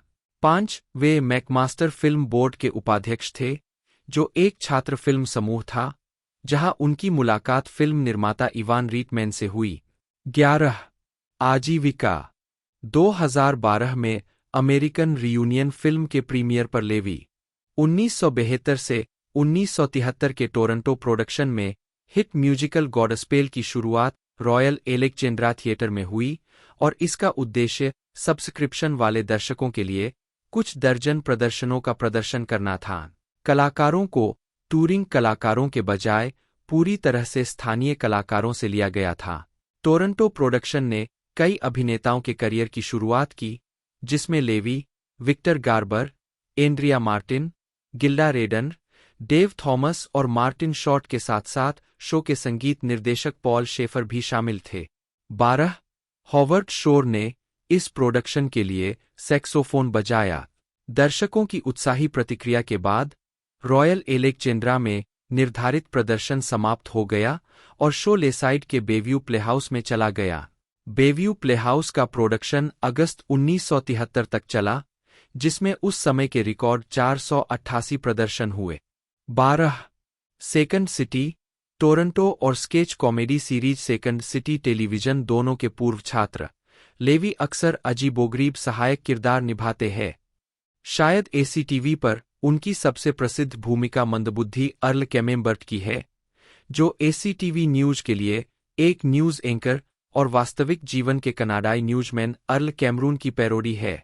एसीटीवी पर लेवी द्वारा प्रतिरूपित हस्तियों में Perry Como, Ricardo Montalban, Alex Trebek, Gino Vannelli, Sean Connery, Howard Cosell, Henry Kissinger, Menachem Begin, Bud Abbott, Milton Berle, John Charles Daly, Gene Shalit, Judd Hirsch, Jack Carter, Muammar al Gaddafi, Tony Dow, James Caan, Lorne Greene, Rex Reed, Ralph Young, Sandler and Young के, F Lee Bailey, Ernest Borgnine, पूर्व Ontario के मुख्य coroner और talk show host डॉ Morton Shulman, Norman Mailer, नील सेडका और Howard मैकनियर्फ Lloyd the barber के रूप में शामिल है। एसीटीवी पर मूल लेवी चरित्र चित्रण में समाचार रिपोर्टर अर्ल कैमेम्बर्ट, हास्य अभिनेता बॉबी बिटमैन, घोटाले की सूची के उद्यमी डॉराउल विथर्स, व्यापार पर रिपोर्ट करने वाले भोले ब्रायन जॉन्स, 3 डी हॉरर लेखक वुडी टोबियास जूनियर, हंसमुख ल्यूटोनियन अकॉर्डियन वादक स्टेन श्मेज, कामुक स्वप्न व्याख्याता राउल विल्सन, हथौरे जैसी आवाज वाले खेल प्रसारक लूजाफ, छोटे कद के संघ के मुखिया सिड डिथर्स, सैन फ्रांसिस्की। क्या आपने गाड़ी चलाई या आपने उड़ान भरी? सन की वर्तमान घटनाओं के टिप्पणीकार Joel Weiss, button down panel show के संचालक डगल करी, चालाक जस्ट फॉर फन के एमसी स्टेन कैंटर, ऊर्जावान प्रयुक्तकार विक्रेता अल्पेक, भोले सुरक्षा guard Gus Gustofferson, Phil the garment king, Phil Snells के भी, और अयोग्य किशोर नृत्य show host rockin Mel Slirp शामिल है। हालांकि वे सिर्फ 2 फिल्मों, आर्म्ड एंड डेंजरस 1986 और द मैन 2005 में शीर्षक से ऊपर स्टार रहे हैं, लेकिन उन्होंने कई फिल्मों में प्रमुखता से काम किया है। वे क्रिस्टोफर गेस्ट की मॉक्यूमेंट्री फिल्मों के सहलेखक और लगातार कलाकार हैं, विशेष रूप से ए माइटी विंड 2003, जहां भावनात्मक रूप से अस्थिर लोकगायक मिच कोहेन के रूप में उनके सहानुभूतिपूर्ण प्रदर्शन ने प्रशंसा अर्जित की। उनके पुरस्कारों में सर्वश्रेष्ठ सहायक अभिनेता, संगीत या हास्य के लिए सैटेलाइट पुरस्कार और सर्वश्रेष्ठ सहायक अभिनेता के लिए प्रतिष्ठित न्यूयॉर्क फिल्म क्रिटिक्स सर्कल पुरस्कार शामिल है। गेस्ट के साथ अन्य सहयोगों में waiting for Guffman 1996, best in show 2000 और फॉर योर कंसिडरेशन 2006 शामिल है। 2 साल बाद उन्होंने गॉडफादर पार्ट 2 में के एडम्स के रूप में अपनी भूमिका दोहराई। वह शुरू में अनिच्छुक थीं। उन्होंने कहा, पहले तो मैं गॉडफादर सीक्वल में फिर से के का किरदार निभाने को लेकर संशय में थी, लेकिन जब मैंने स्क्रिप्ट पढ़ी तो किरदार पहली फिल्म की तुलना में ज्यादा दमदार लगा। 14 पार्ट 2 में उनका किरदार नाटकीय रूप से बदल गया। वह अपने पति के आपराधिक साम्राज्य को लेकर ज्यादा कटु हो गई। भले ही कीटन को फिल्मों से व्यापक प्रचार मिला, लेकिन कुछ आलोचकों को लगा कि उनके किरदार का महत्व कम था। टाइम ने लिखा कि वह गॉडफादर में अदृश्य और गॉडफादर पार्ट 2 में फीकी थीं, लेकिन एम्पायर पत्रिका के अनुसार कीटन चुपचाप मुख्य भूमिका निभाती है, जो जरूरी तौर पर पुरुष प्रधान फिल्मों में कोई मामूली उपलब्धि नहीं है। 21-22 1970 के दशक की कीटन की अन्य उल्लेखनीय फिल्मों में वुडी एलन के साथ कई सहयोग शामिल थे। उन्होंने उनकी कई कॉमिक और नाटकीय फिल्मों में कई विलक्षण किरदार निभाए, जिनमें Sleeper, Love and Death, Interiors, Manhattan Murder Mystery और हर्बर्ट रॉस द्वारा निर्देशित प्ले इट अगेन, सैम का फिल्म संस्करण शामिल है। एलन ने अपने शुरुआती फिल्मी करियर के दौरान कीटन को अपनी प्रेरणा माना है। 1977 में कीटन ने एलन की romantic comedy drama any hall के लिए सर्वश्रेष्ठ अभिनेत्री का अकादमी पुरस्कार जीता, जो उनकी सबसे प्रसिद्ध भूमिकाओं में से एक थी। एलन और मार्शल ब्रिकमैन द्वारा लिखित और एलन द्वारा निर्देशित एनी हॉल को कई लोगों ने कीटन के साथ उनके संबंधों की आत्मकथात्मक खोज माना था। एलन ने एनी हॉल के चरित्र को कीटन पर आधारित किया। एनी उनका एक उपनाम है और हॉल उनका मूल उपनाम है। कीटन के कई तौर तरीके और उनकी आत्महीनता वाली हास्य भावना को एलन ने भूमिका में जोड़ा। निर्देशक नैन्सी मेयर्स ने दावा किया है, डायने सबसे अधिक आत्महीन व्यक्ति है। 24 कीटन ने यह भी कहा है कि एलन ने चरित्र को खुद के आदर्श संस्करण के रूप में लिखा था। बाद में CNN ने उनके अभिनय को अजीब, आत्महीन, अर्धतर्क के छोटे छोटे बवंडर में बोलने वाली के रूप में अभिव्यक्त किया। 26 और एलन ने धीमी गति में नर्वस ब्रेकडाउन के रूप में। 27 एनी हॉल एक प्रमुख आलोचनात्मक और व्यावसायिक सफलता के रूप में उभरी और सर्वश्रेष्ठ चित्र के लिए अकादमी पुरस्कार जीता। कीटन के प्रदर्शन के बारे में नारीवादी फिल्म आलोचक मॉली हास्केल ने लिखा, कीटन ने मुझे एनी हॉल में आश्चर्यचकित कर दिया। यहाँ वह एक और सनकी महिला से कहीं अधिक में खिल गई। उसने एक प्रकार विरोधी देवी प्रांतों से स्वर्ण शिक्षिका पर अंतिम रूप दिया, जो शांत और एकजुट दिखती है, जो ऐसा दिखती है जैसे कि उसे शनिवार की रात को डेट पर जाना है, लेकिन उसे केवल अपना मुंह खोलना है या निगलना है या खुद को असुरक्षित गलती करने वाले के रूप में प्रकट करने के लिए बगल में। 28-2006 में प्रीमियर पत्रिका ने एनी हॉल में कीटन को सभी समय के 100 महानतम प्रदर्शनों की सूची में 60वां स्थान दिया और कहा, बेवकूफ़ी का किरदार निभाना मुश्किल है। एनी की खूबी यह है कि उसके पागल बैकहैंड, भयानक ड्राइविंग और नर्वस टिक्स के बावजूद वह एक जटिल, बुद्धिमान महिला भी है। कीटन ने अपने चरित्र के इस द्वंद्व को शानदार ढंग से प्रदर्शित किया है, खासकर जब वह वुडी एलन के साथ पहली डेट पर चिल्लाती है, जबकि उपशीर्षक में लिखा है, वह शायद सोचता है कि मैं एक योयो हूं। योयो शायद ही। 29 एनी हॉल में कीटन की विलक्षण अलमारी, जिसमें मुख्य रूप से विंटेज पुरुषों के कपड़े शामिल थे, जिसमें नेकटाई, बनियान, बैगी पैंट और फेडोरा टोपी शामिल थे, ने उन्हें 1970 के दशक के उत्तरार्ध का एक अप्रत्याशित फैशन आइकन बना दिया। फिल्म में देखे गए कपड़ों की एक छोटी मात्रा खुद कीटन की थी, जो एनी हॉल से सालों पहले से ही अपने टॉमबॉयिश कपड़ों की शैली के लिए जानी जाती थीं, और रूथ मोर्ले ने फिल्म की वेशभूषा डिजाइन की थी। 30 फिल्म की रिलीज के तुरंत बाद पुरुषों के कपड़े और पैंटसूट महिलाओं के लिए लोकप्रिय पोशाक बन गए। 31 वह पुरुषों के विंटेज कपड़ों का पक्ष लेने के लिए जानी जाती है और आमतौर पर सार्वजनिक रूप से दस्ताने और रूढ़िवादी पोशाक पहने हुए दिखाई देती है। सैन फ्रांसिस्को क्रॉनिकल में 2005 की एक प्रोफाइल ने उन्हें ढूंढना आसान बताया। टर्टलनेक पहने हुए एकमात्र महिला की तलाश करे। पासाडेना में 90 डिग्री की दोपहर में।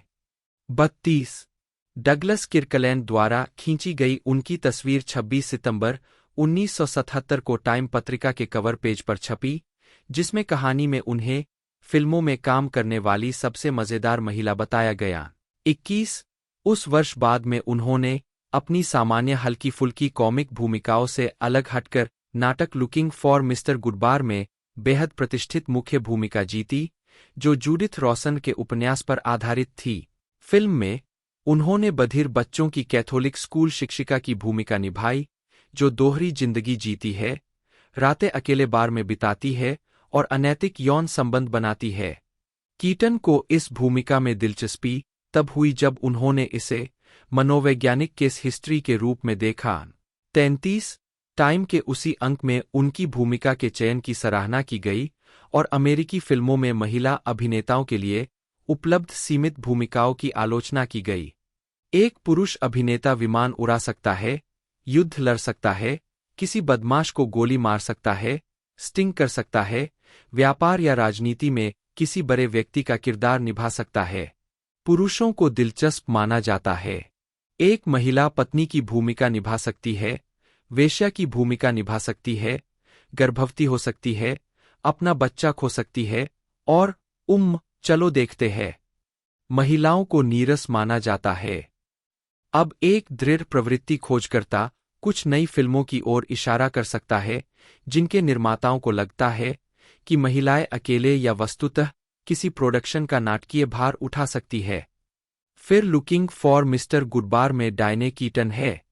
थेरेसा डन के रूप में कीटन ने जूडिथ रॉसन के 1975 के उपन्यास के इस कामुक, जोखिम भरे, हिंसक नाटकीय रूपांतर पर हावी है, जो एक स्कूल टीचर के बारे में है जो सिंगल बार में घूमती है।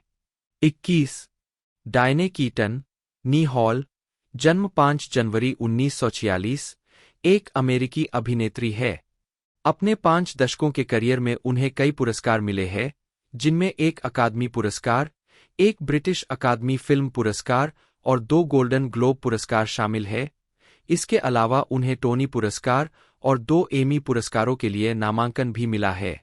उन्हें 2007 में film society of Lincoln centre gala tribute और 2017 में AFI लाइफ अचीवमेंट अवार्ड से सम्मानित किया गया। कीटन का करियर मंच पर शुरू हुआ जब वह 1968 में संगीत में हेयर के मूल ब्रॉडवे प्रोडक्शन में दिखाई दीं। अगले वर्ष उन्हें वुडी एलेन के हास्य नाटक प्ले इट अगेन, सैम में उनके प्रदर्शन के लिए एक नाटक में सर्वश्रेष्ठ फीचर्ड अभिनेत्री के लिए टोनी पुरस्कार के लिए नामांकित किया गया था।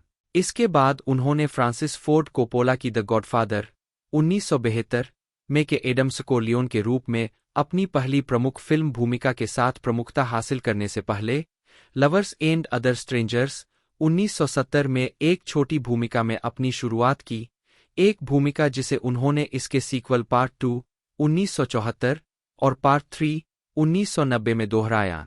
उन्होंने वुडी एलेन के साथ अक्सर काम किया है, जिसकी शुरुआत प्ले इट अगेन, सैम 1972 के फिल्म रूपांतरण से हुई। एनी हॉल व्यक्तित्व के रूप में टाइपकास्ट होने से बचने के लिए कीटन कई नाटकीय फिल्मों में दिखाई दी, जिसमें लुकिंग फॉर मिस्टर गुडबार 1977 और इंटीरियर्स 1978 में अभिनय किया। रेड्स 1981 में कार्यकर्ता लुइस ब्रायंट, मार्विन रूम 1996 में ल्यूकेमिया रोगी और समथिंग्स गॉट्टा गिव 2003 में नाटककार के रूप में उनकी भूमिकाओं के लिए उन्हें 3 और अकादमी पुरस्कार नामांकन मिले। कीटन को Manhattan 1979, baby boom 1987, father of the bride 1991, father of the bride part 2 1995, the first wives club 1996, the family stone 2005, finding Dory 2016 और बुक क्लब 2018 में उनकी अभिनीत भूमिकाओं के लिए भी जाना जाता है। प्रारंभिक जीवन और शिक्षा। कीटन का जन्म 5 जनवरी 1946 को कैलिफोर्निया के लॉस एंजिल्स में डायने हॉल के रूप में हुआ था। 1-2 उनकी माँ डोरोथी डीन नी कीटन, 3 एक गृहिणी और शौकिया फोटोग्राफर थीं। उनके पिता John Newton Ignatius Jack Hall एक रियल एस्टेट ब्रोकर और सिविल इंजीनियर थे। 4, 5, 6 जिनकी मां आयरलैंड से आई थी। 7 कीटन का पालन पोषण उनकी मां ने एक फ्री मेथोडिस्ट के रूप में किया था। 8, 9, 10 उनकी मां ने गृहिणियों के लिए मिसेज लॉस एंजल्स प्रतियोगिता जीती थी। कीटन ने कहा है कि इस कार्यक्रम की नाटकीयता ने उनमें अभिनेत्री बनने की पहली इच्छा को प्रेरित किया। कीटन कैलिफोर्निया के सांता एना में सांता एना हाई स्कूल की 1963 की स्नातक है। 13 वहां अपने समय के दौरान उन्होंने स्कूल में गायन और अभिनय क्लबों में भाग लिया और ए स्ट्रीटकार नेम डिजायर के स्कूल प्रोडक्शन में ब्लेंच डुबोइस के रूप में अभिनय किया। स्नातक होने के बाद उन्होंने सांता एना कॉलेज में और बाद में ऑरेंज कोस्ट कॉलेज में एक अभिनय छात्र के रूप में भाग लिया, लेकिन मैनहट्टन में एक मनोरंजन कैरियर को आगे बढ़ाने के लिए 1 साल के बाद पढ़ाई छोड़ दी।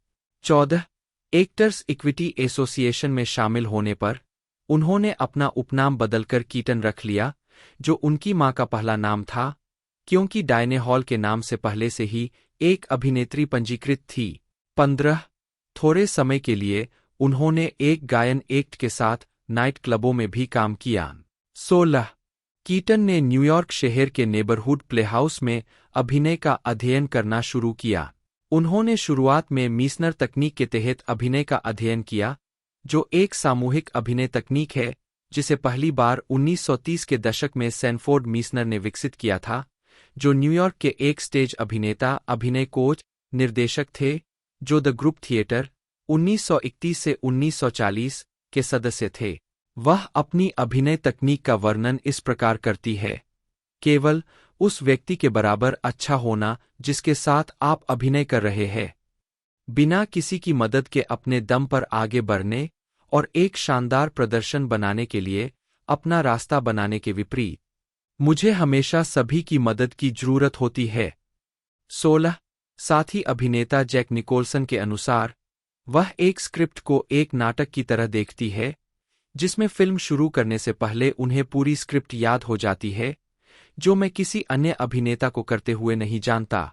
17 आजीविका 1970 के दशक 1968 में कीटन हेयर के मूल ब्रॉडवे प्रोडक्शन में शीला की भूमिका के लिए एक अंडरस्टडी बन गईं। 18 जब कलाकार नग्न प्रदर्शन करते हैं, तब एक्ट आय के अंत में कपड़े उतारने से इनकार करने पर उन्हें कुछ बदनामी मिली। हालांकि उत्पादन में नग्नता अभिनेताओं के लिए वैकल्पिक थी, जो नग्न प्रदर्शन करते थे उन्हें $50 का बोनस मिलता था।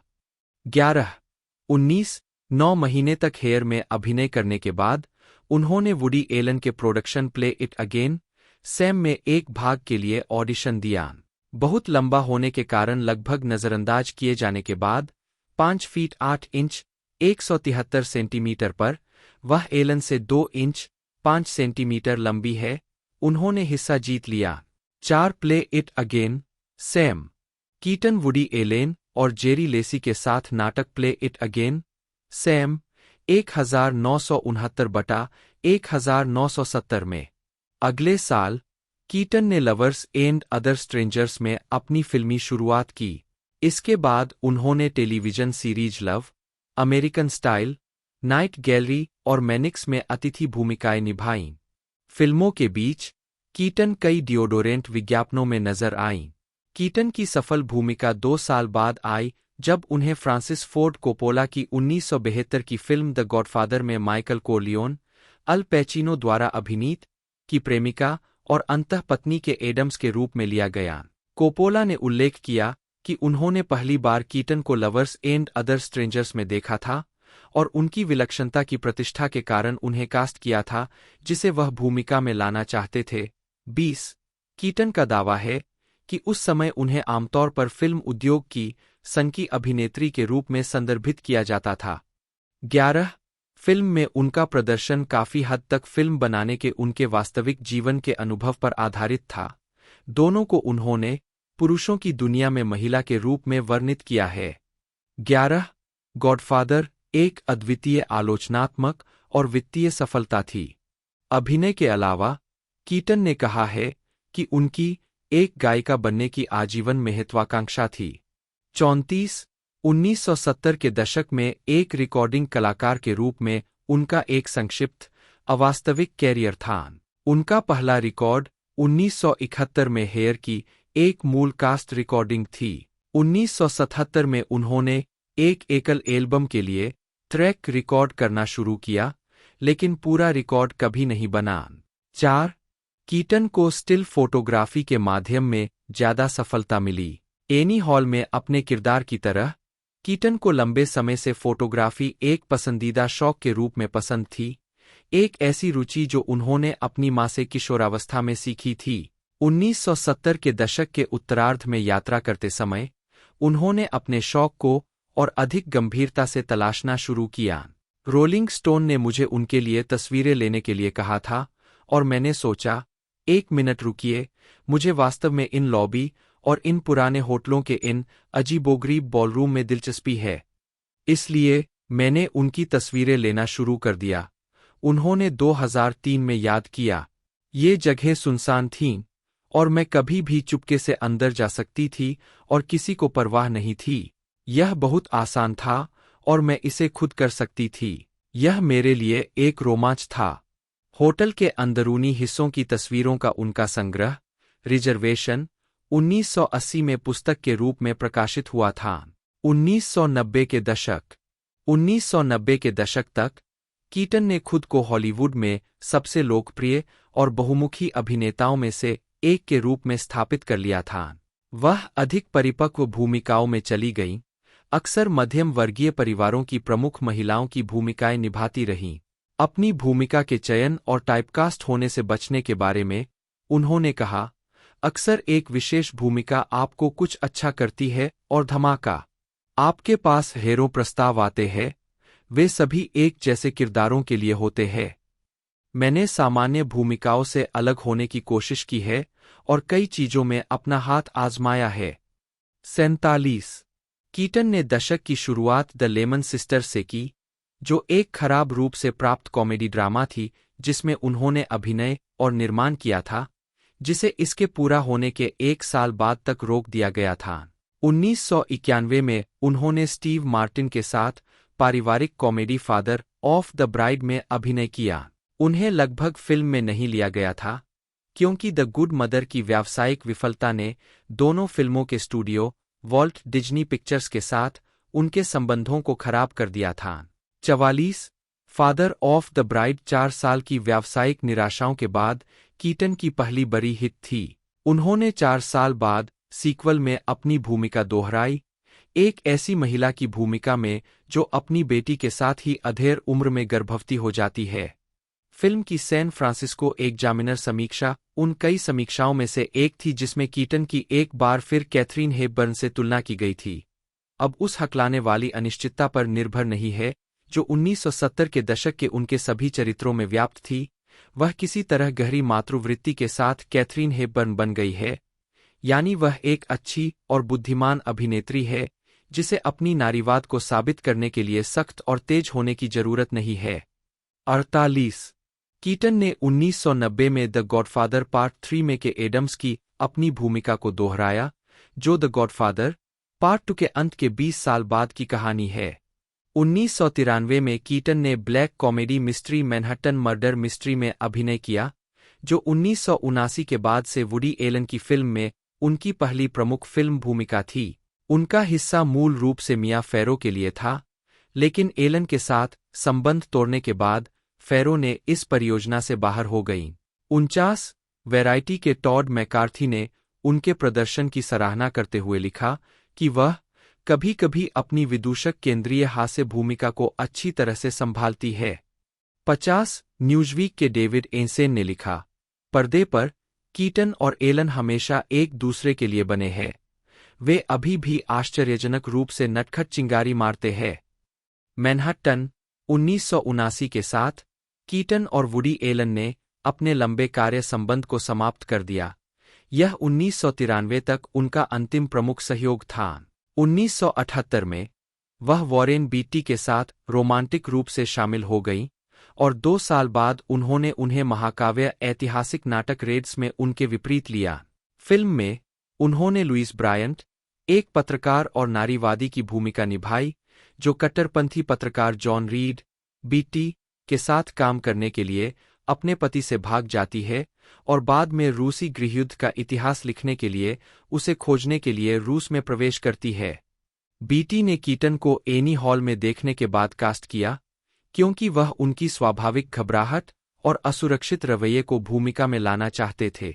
1977 में इसकी अवधारणा के बाद रेड्स का उत्पादन कई बार विलंबित हुआ।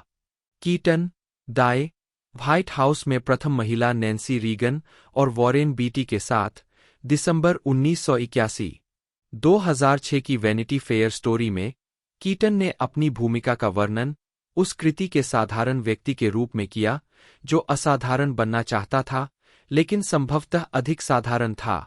मुझे पता था कि अत्यधिक असुरक्षित होने पर कैसा महसूस होता है। सहायक निर्देशक साइमन रेल्फ ने बाद में कहा कि लुइस ब्रायंट कीटन की सबसे कठिन भूमिकाओं में से एक थी और वह लगभग टूट गई थी। 36 रेड्स को व्यापक आलोचनात्मक प्रशंसा मिली और कीटन के प्रदर्शन की विशेष रूप से बहुत प्रशंसा की गई। न्यूयॉर्क टाइम्स ने लिखा कि कीटन लुइस ब्रायंट के रूप में शानदार से कम कुछ नहीं थी, सुंदर, स्वार्थी, मजेदार और प्रेरित। यह अब तक का उनका सबसे अच्छा काम है। 37 रोजर एबर्ट ने कीटन को एक विशेष आश्चर्य कहा, मुझे किसी तरह से उनसे एक भावुक न्यूयॉर्कर, प्यारी, डरी हुई और बौद्धिक होने की उम्मीद करने की आदत हो गई थी।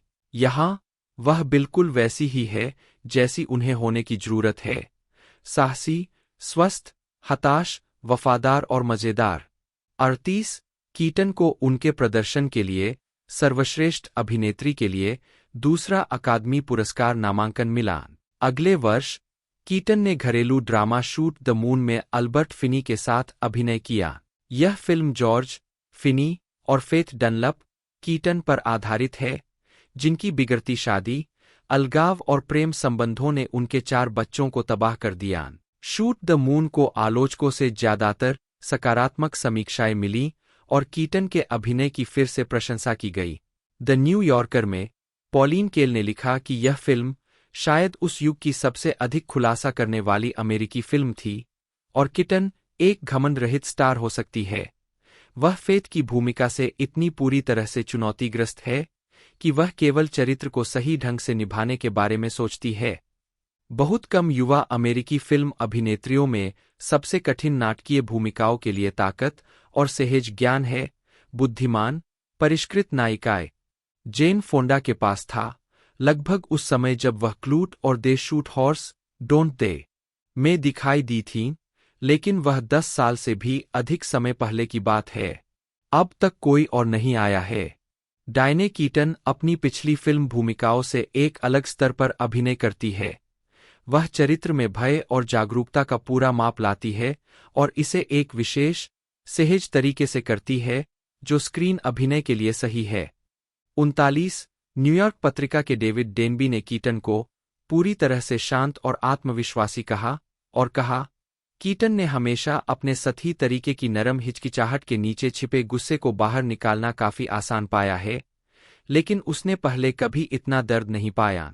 40 कीटन के प्रदर्शन ने उन्हें रेड्स के बाद मोशन पिक्चर, ड्रामा में सर्वश्रेष्ठ अभिनेत्री के लिए लगातार दूसरा गोल्डन ग्लोब नामांकन दिलाया। 1984 में the little drummer girl I, जो थ्रिलर और एक्शन शैली में कीटन की पहली यात्रा थी। द लिटिल ड्रमर गर्ल वित्तीय और आलोचनात्मक दोनों तरह से असफल रही। आलोचकों ने दावा किया कि कीटन को इस शैली के लिए गलत तरीके से चुना गया था, जैसे कि द न्यू रिपब्लिक की एक समीक्षा में दावा किया गया कि शीर्षक भूमिका, निर्णायक भूमिका, डायने कीटन द्वारा निभाई गई है और उसके इर्दगिर्द पूरी तस्वीर बिखर जाती है। वह बहुत कमजोर, बहुत अनुपयुक्त है। 41 लेकिन उसी वर्ष उन्हें मिसेज सोफेल में उनके प्रदर्शन के लिए सकारात्मक समीक्षा मिली, जो एक दमित जेल वार्डन की पत्नी की सच्ची कहानी पर आधारित फिल्म थी, जो एक सजायाफ्ता हत्यारे से प्यार करने लगती है और उसके भागने की व्यवस्था करती है। 2 साल बाद उन्होंने जेसिका लैंग और सिसी स्पेसक के साथ क्राइम्स ऑफ द हार्ट में अभिनय किया, जिसे बेथ हेनले के पुलित्जर पुरस्कार विजेता नाटक से एक मध्यम रूप से सफल स्क्रीन कॉमेडी में रूपांतरित किया गया था। आलोचकों ने कीटन के अभिनय की खूब सराहना की और द वाशिंगटन पोस्ट की रीटा केम्पली ने लिखा, एक भद्दे लेनी के रूप में कीटन ने न्यूयॉर्क के विक्षिप्त से दक्षिणी सन की एक अनिच्छुक दीवार के फूल में आसानी से बदलाव किया, जो सभी चीजों में से उसके सिकुड़े हुए अंडाशय द्वारा बाधित था। 1987 में कीटन ने बेबी बूम में अभिनय किया, जो लेखक निर्माता नैन्सी मेयर्स के साथ उनके 4 सहयोगों में से पहला था। उन्होंने मैनहट्टन की एक कैरियर महिला की भूमिका निभाई, जिसे अचानक एक बच्चे की देखभाल करने के लिए मजबूर किया जाता है। एक मामूली बॉक्स ऑफिस सफलता, कीटन के प्रदर्शन की केल ने प्रशंसा की, जिन्होंने इसे एक शानदार कॉमेडी प्रदर्शन के रूप में वर्णित किया, जो इस चित्र में कई मूर्खताओं पर सवार है। कीटन धमाकेदार है। टाइगर लेडी का यह सब जोश तमाशा के लिए खेला जाता है और कीटन आपको चरित्र द्वारा महसूस किए जाने वाले गर्व और घबराहट के हर रंग के प्रति सचेत रखती है। वह एक अतिस्त्री कार्यकारी, चौड़ी आंखों वाली आकर्षक महिला है, जिनकी बेदम मूर्खता आपको द मोर द मेरियर 1988 की द गुड मदर एक वित्तीय निराशा थी। कीटन के अनुसार फिल्म एक बड़ी विफलता थी, बहुत बड़ी विफलता। 44 और कुछ आलोचकों ने उनके प्रदर्शन की आलोचना की। द वाशिंगटन पोस्ट के अनुसार उनका अभिनय प्रचार में बदल गया, मानो वह एक ऐसे विचार को बेचने की कोशिश कर रही है जिस पर उन्हें पूरी तरह से विश्वास नहीं हो सकता। 45 1987 में कीटन ने अपनी पहली फीचर फिल्म हेवन का निर्देशन और संपादन किया, जो एक पुनर्जन्म की संभावना के बारे में एक वृत्तचित्र था। इसे मिश्रित आलोचनात्मक प्रतिक्रिया मिली। द न्यूयॉर्क टाइम्स ने इसकी तुलना अपने विषयों पर थोपे गए दंभ से की। 46 अगले 4 वर्षों में कीटन ने बेलिंडा कार्लिस्ले जैसे कलाकारों के लिए संगीत वीडियो का निर्देशन किया, जिसमें कार्लिस्ले की chart topping hit heaven is a place on earth का वीडियो, पेट्रिसिया अर्क्वेट अभिनीत 2 टेलीविजन फिल्में और चाइना बीच और ट्विन पीक्स सीरीज के एपिसोड शामिल थे। दोस्तों ये हमें 8 जून 2016 में देखने को मिली थी ये कैप्टन थिएटर में, और इसके बाद इसे 17 जून को रिलीज़ कर दिया गया था वर्ल्ड वाइड 2016 के अंदर। यूनाइटेड स्टेट के साथ साथ इंडिया में जो रिलीजिंग डेट थी वो सेम ही थी। मूवी की एक तरह से रनिंग टाइम मैं आपको बता चुका हूँ 1 घंटे 37 मिनट थी। और इस मूवी के बजट के बारे में बात की जाए तो 200 मिलियन इसका एक तरह से बजट था, जो कि बढ़िया बजट था, और उसके अंदर इसने $1 बिलियन का कलेक्शन किया था, जो कि बहुत ही बेहतरीन है। और डिज्नी की अभी जितनी भी मूवी आ रही सारी हिट कर रही हैं, और अभी हाल ही में मुफासा द लायन किंग भी आई है, उसके ऊपर भी मैंने वीडियो बना दी है, आप आई बटन पर जाकर देख सकते हो। बाकी यदि वीडियो अच्छी लगी हो तो वीडियो को जरूर से लाइक कीजिएगा, चैनल को सब्सक्राइब कर बेल आइकन दबा कर इसे ऑल पर सेट कर दीजिएगा। आज की इस वीडियो में इतना ही, मिलते हैं दोस्तों अगले वीडियो में।